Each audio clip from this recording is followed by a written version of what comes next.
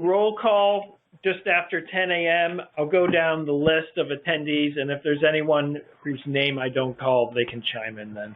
Thank you.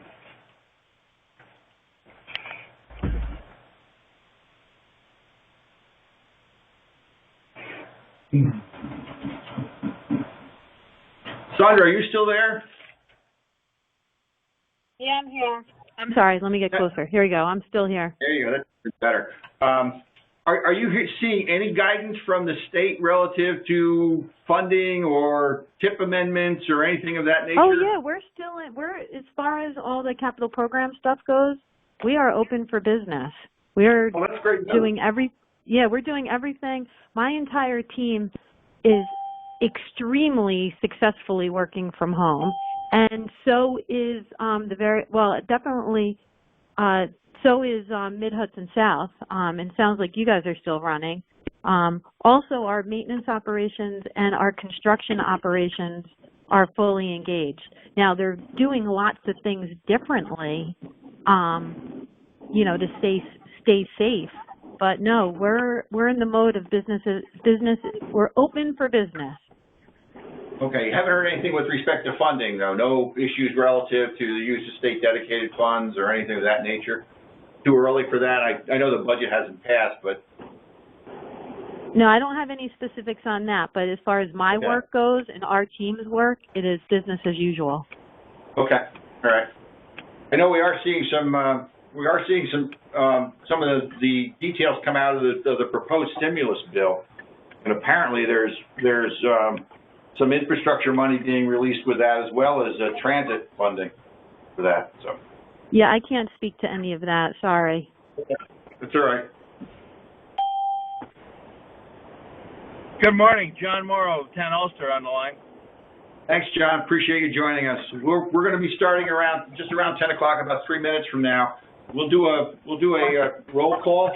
If we miss anybody, then we'd ask you to chime in rather than have everybody sort of call themselves out. Okay.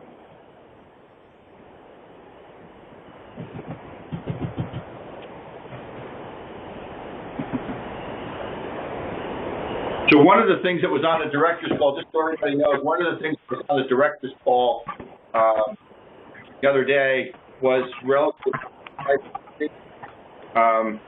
and everybody should know. You want to wait to explain that? Yeah, I will. Thanks, Brian.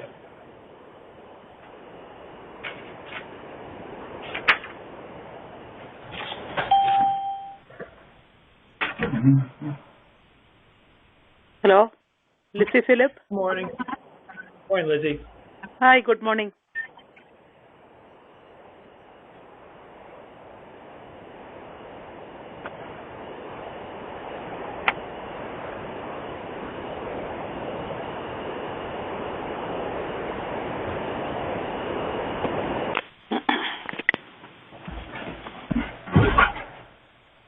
We're going to get started in just about 2 minutes. Okay.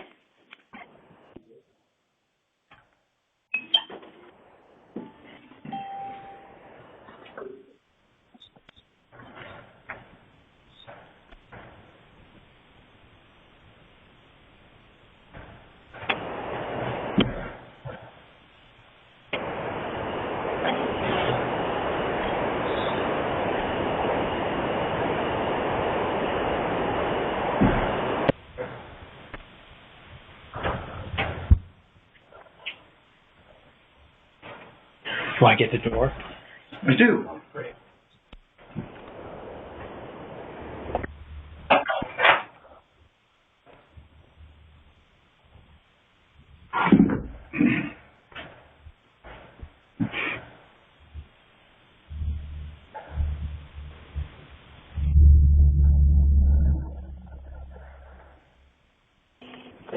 The heck was that?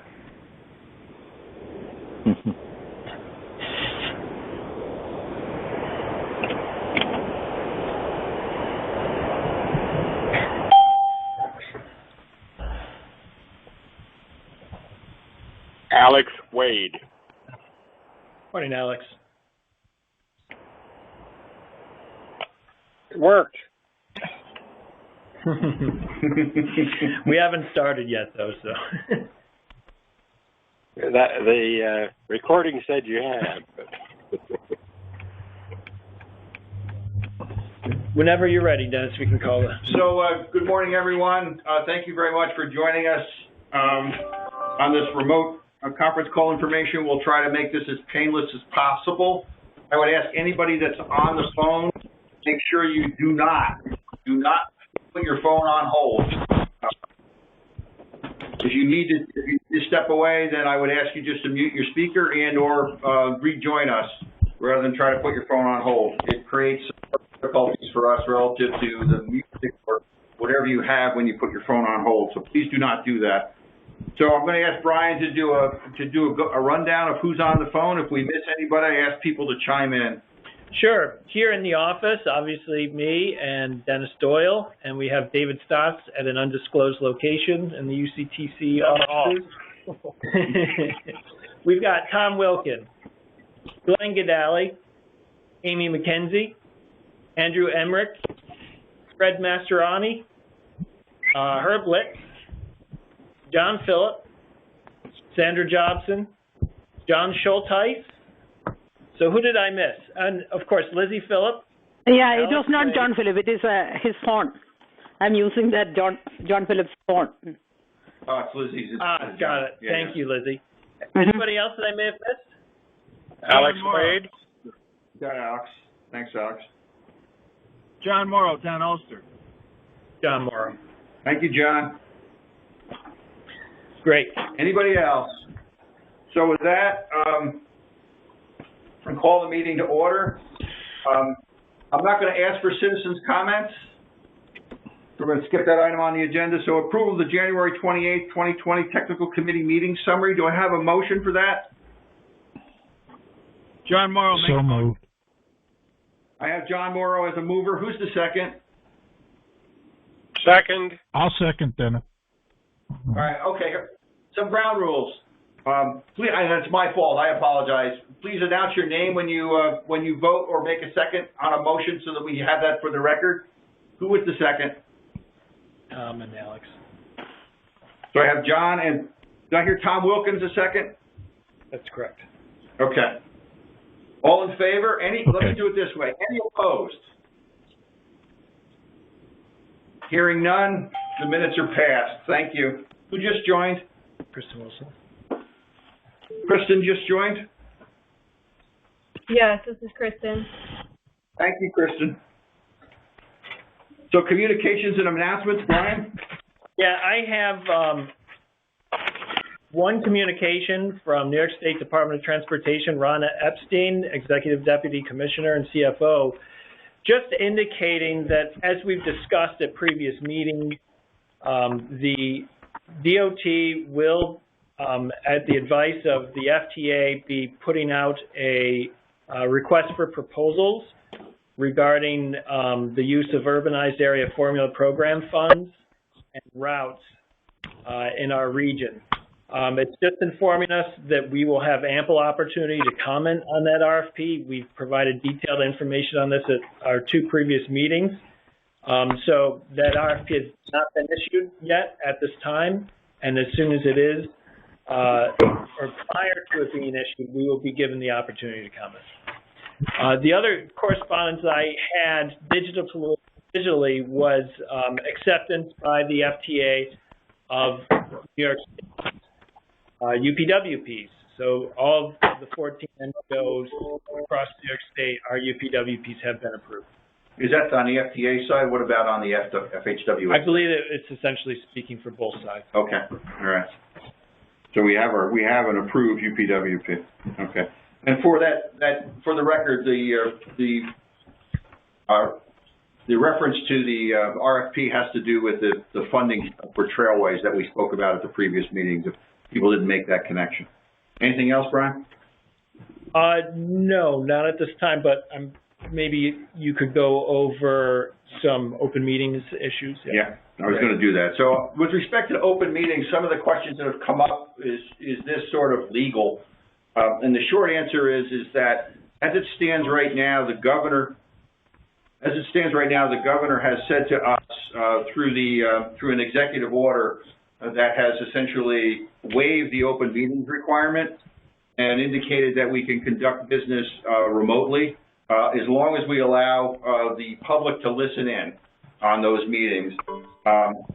There is some question as to whether or not the rules and regulations of the operating procedures provide for this, but given where we are in this particular crisis, it's a risk I think we're willing to take, and that's the general sense of that has been around the state on an MPO director's call that we had last Friday, with respect to moving forward with this type of meeting. So everybody should be aware of that fact, that we believe we're on at least some ground to conduct these meetings and conduct business in this fashion. So with that, I'll move on to the agenda. Does anybody have any questions?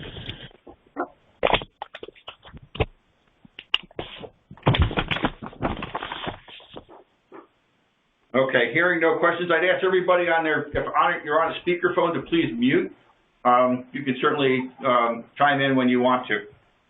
So on new business, it's a draft UCTC Resolution 2020-03. It's the distribution of federal fiscal year 2019 Federal Transit Administration Section 5307-5340 urbanized area apportionments attributable to the Kingston urbanized area. I have a motion for discussion purposes. Somebody please. Motion for discussion purposes. So moved. Thank you, Fred. Much appreciated. Do I have a second? John Morrow, second. John Morrow from Town of Ulster. Thank you, John. Brian? Sure. Thank you, Tom. This resolution, 2020-3, addresses FTA funds attributable to the Kingston urbanized area, Section 5307 funds in the amount of $1,017,213, as shown in Attachment 1. In years prior, these funds would be split between Ulster County and the City of Kingston, given that they were the two owners of public transit systems. And today, obviously, we have just Ulster County as being the only operator of a public transit system. Therefore, Ulster County is entitled to 100% of those funds for use for the Ulster County area transit system. So this resolution would apportion that to Ulster County and put it on the tip? The project is not, the funding is not put on the tip until specific projects are identified by UCAT. It makes the funding available to UCAT for use in future grant. Okay. Any questions? Hearing none. Any opposed? Any abstentions? So carried. Thank you. Item B on the agenda. It's draft UCT Resolution 2020-04. It's a distribution of federal fiscal year 2020 Federal Transit Administration 5307-5340 urbanized area apportionments attributable to the Kingston urbanized area. This is 2020. Do I have a motion? For discussion purposes. Thank you. Do I have a second? Second, Leanne Thornton, Sorgetes. Thank you, Leanne. Brian? Sure. This is the same type of funding attributable to the Kingston urbanized area. However, the federal fiscal year is 2020. The funding amount available for distribution is $1,039,654 in 5307 funds. And once again, the only eligible designated recipient for these funds would be Ulster County and Ulster County Area Transit. So 100% of those funds would be made available to Ulster County for future transit purposes. Any discussion? I love the ability to download. Did I hear somebody? I think that was just background noise. Okay. Hearing none, all in favor? I'm sorry, any opposed? Any abstentions? So carried. Item C on the agenda, draft UCTC Resolution 2020-05, the amendment to the UCTC Federal Fiscal Year 2020-2024 Transportation Improvement Program to modify the cost of NISDOT PIN number 881451, shown as attachment 1, and that is for, somebody help me here. Culvert replacements on state highways in multiple locations. Thank you. Do I have a motion for discussion purposes? John Morrow, motion for discussion. Thank you so much, John. Do I have a second? Second. Please identify. Leanne Thornton. Thank you, Leanne. Much appreciated. Do I have a motion and a second? Brian? If this was submitted to us by New York State DOT, it is similar to a multi-county PIN. There's projects throughout the region for culvert replacements. The reason why this requires a resolution and tip amendment is because of the cost increase. The amount of dollars that the department is proposing to add to the project triggers a full tip amendment. Therefore, after technical committee approval, it will need to go to 15-day public notice and comment period, and then final approval will be required by the UCTC Policy Committee before it's tip active. I'm wondering if Sandra or Amy at the DOT have any further comments on this project? No, none. Thank you. Thank you, Sandra. Any other comments or discussion? Go ahead. Do we know what the value is that they're adding to the tip? Yeah, it's shown in attachment 1. It's about $1 million. Yeah, across 2 project phases. Thank you.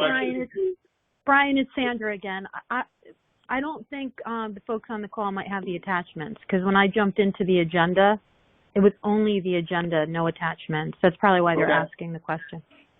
Thanks, Sandra. I just noticed the from to appears to be missing from the resolution, so I brought it up separately. I think that should be on the screen now. Can everybody see it on the screen? Try it one more time. Thank you. Yes, it is on the screen. So you see the difference is about 2.358 to 3.348.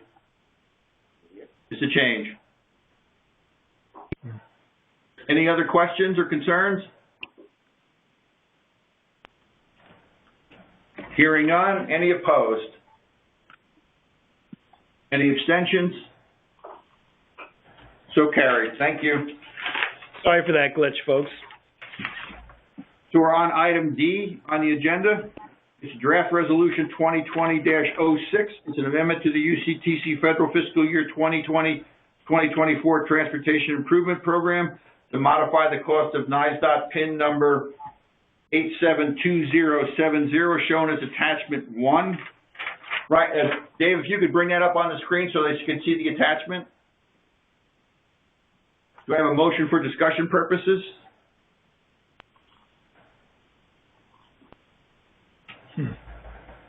Do I have a motion for discussion purposes? Alex Wade, I move. Thank you, Alex. Do I have a second? Second. This is Kristen. Thank you, Kristen. Do I have a motion and a second? Brian? Yeah, apparently there was a glitch when we were moving our documents from Word to PDF for the project description not to show up. David's going to attempt to bring it onto the screen now because I don't see it as well. I do have it on my printed materials in front of me from the packet. Just to provide an explanation, this is a multi-county PIN for the New York State Thruway. It involves multiple MPOs across New York State. It is a new project PIN. Our project, our TIP amendment procedures require us to do a full amendment for any addition or removal of a PIN from the UCTC TIP. Therefore, because it's a new PIN, we're doing a full amendment, and this will also require a 15-day public notice and comment period. So if you could read the description of that amendment, Brian, so that they have it right off the. Yeah, sure. It's the agency is the New York State. There we go. Thank you, David. Agency is the New York State Thruway Authority. The project description is New York State Thruway Authority, Albany and Syracuse divisions, pavement striping, 2020 through 2022 on I-87 and I-90 in Albany, Cayuga, Greene, Ulster, Herkimer, Madison, Montgomery, Oneida, Onondaga, and Schenectady counties. And again, each MPO affected by this multi-county PIN will be asked to do a similar amendment to their own respective TIPs. And the fund source, Brian? Funding source is National Highway Performance Program with matching funds from the State Dedicated Fund Program for a total project cost of $1,220,000. Thank you. Across 3 years. Yeah, thank you. Any discussion? Hearing none. Any opposed? None. Any abstentions? So carried. We're on number 6 of the agenda item. It's other old business. Brian? Yeah, sure. I already provided members with an update regarding the commuter carrier services, the RFP. That's a slight typo in the agenda. The RFP has not been issued, but we did receive, as I mentioned at the beginning, we did receive correspondence from NISDOT saying that prior to the issuance of an RFP, we will be provided that draft and be allowed to comment. So we'll keep you posted there. Otherwise, project updates, I can just provide a couple brief updates. The Kingston Wayfinding study that had been going on for approximately the past 18 months has been completed successfully, and that project has been closed. So I thank everyone for their assistance regarding that project, particularly staff from the City of Kingston, Grants Department, and Engineering and DPW. They really provided a lot of very valuable input and time for that effort. And all those project deliverables are on the project website at UCTC. The Allenville Wayfinding Project that is also being conducted by Merge graphic consultants out of Philadelphia is very much underway, and we're about 50% completed on that project. We did hold a public meeting earlier in February. It was very well attended. We had 2 sessions, and each session had roughly 15 to 20 people in attendance. And we, from the project, Creighton Manning, and have submitted our final comments. We have no major issues with their findings, and they're presently conducting final revisions and will provide us those final deliverables within the next several weeks. At that point, the project will effectively be closed. So, and David, do you want to provide a brief update on the crash analysis?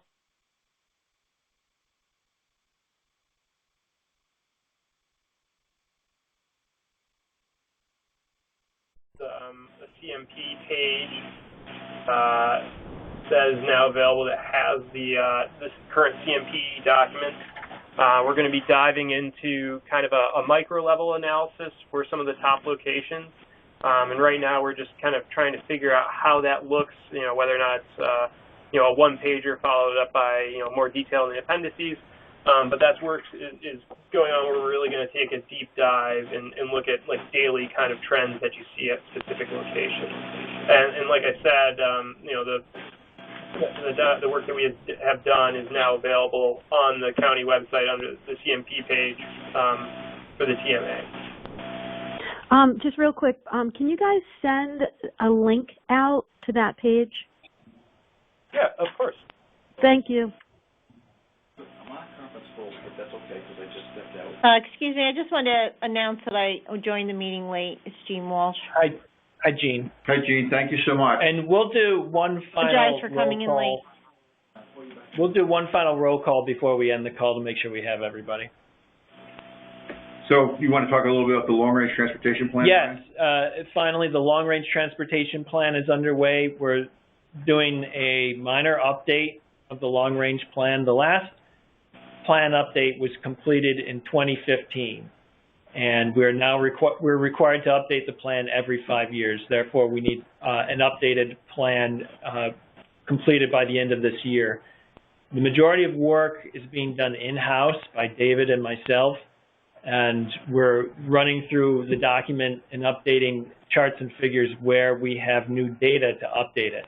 The general format and framework of the existing document will not change significantly, but we will add to it, again, where we have useful data, completed projects, and other metrics available. So you have a performance section you're going to add.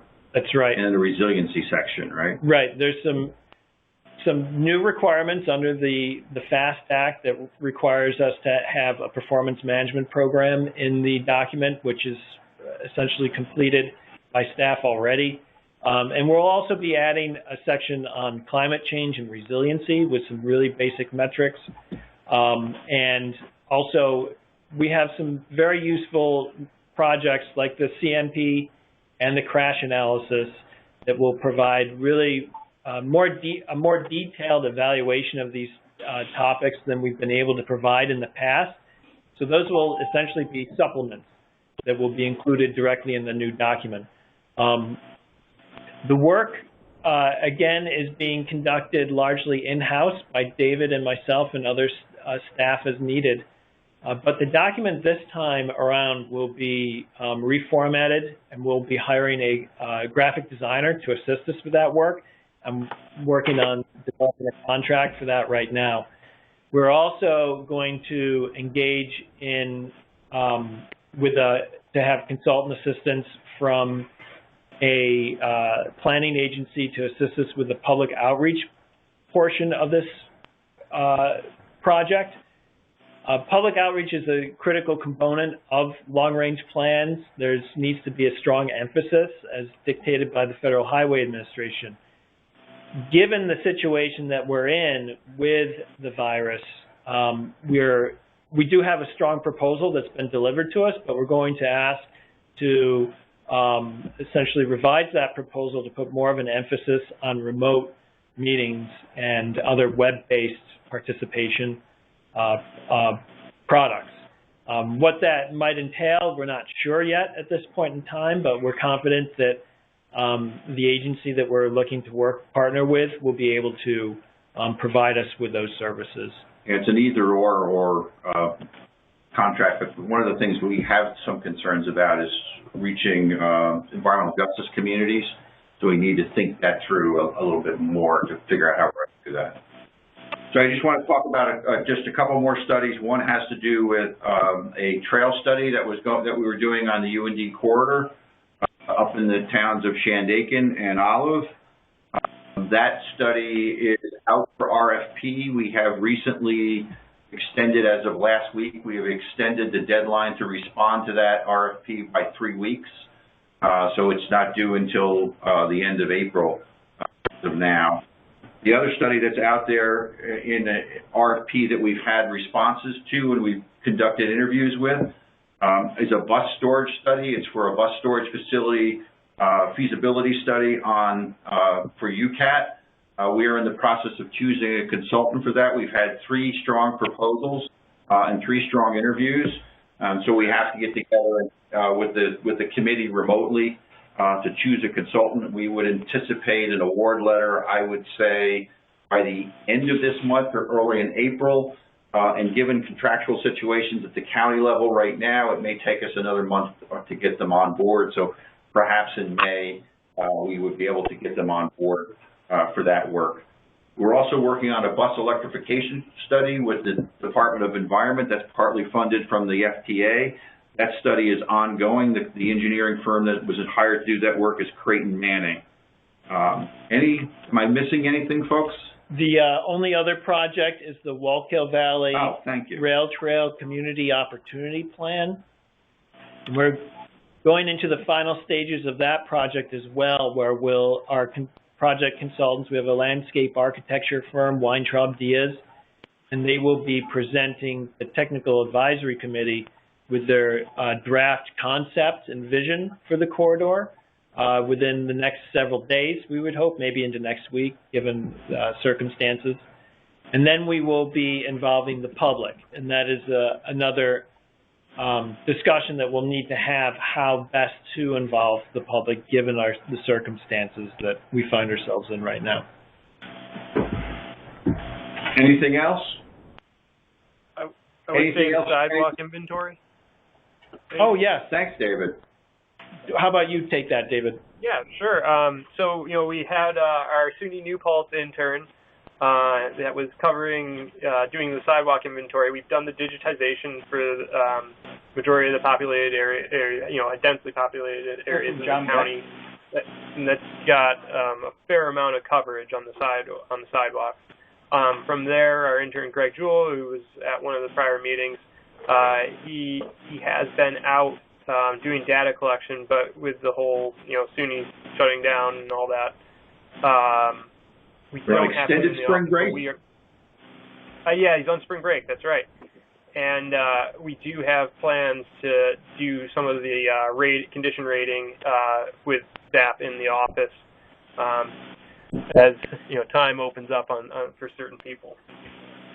But I think Greg had about 80% of the city of Kingston done, and that's in a web map form. And so I had a call with Esri, who does the mapping software, to look at how we can best share that data and make it available to other organizations to do edits as well.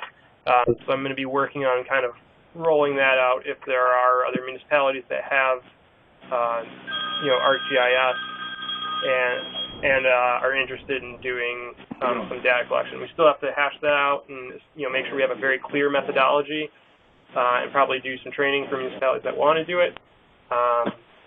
If they want to get their work done sooner. But that's where we are with that. Yeah, so just to reiterate, our intern has been unavailable the past week and a half because SUNY did extend spring break. But then they'll be returning to classes remotely beginning in April. And given the nature of this work and the technology that we have, he will be able to score those sidewalks remotely and report that information without even coming into the office. And he's developed a really good work with David on that. So we hope to be able to deliver the full ADA assessment to the city of Kingston within the next few weeks after we do a QA/QC, and we hope that will assist the city with their efforts on their bike and ped master plan. And then going forward, we can consider other municipalities as well. Anything else, David? Anything from the council members? Any questions? Any comments?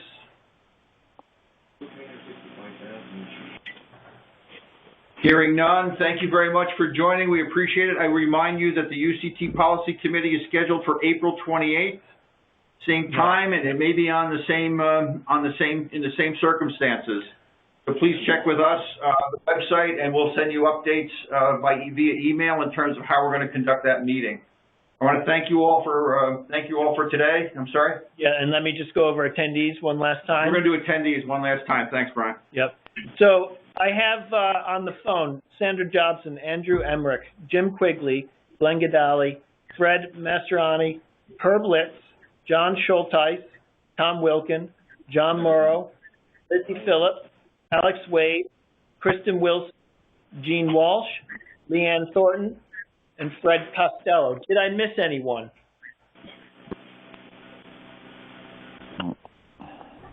Hearing none, I think that's a wrap. The meeting has been recorded, and we will provide a transcript within a timely manner prior to our next technical committee meeting. Thank you. John Morrow, motion to adjourn.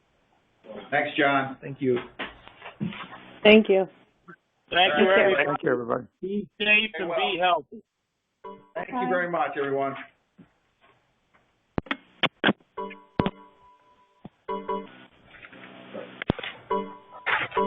You waited.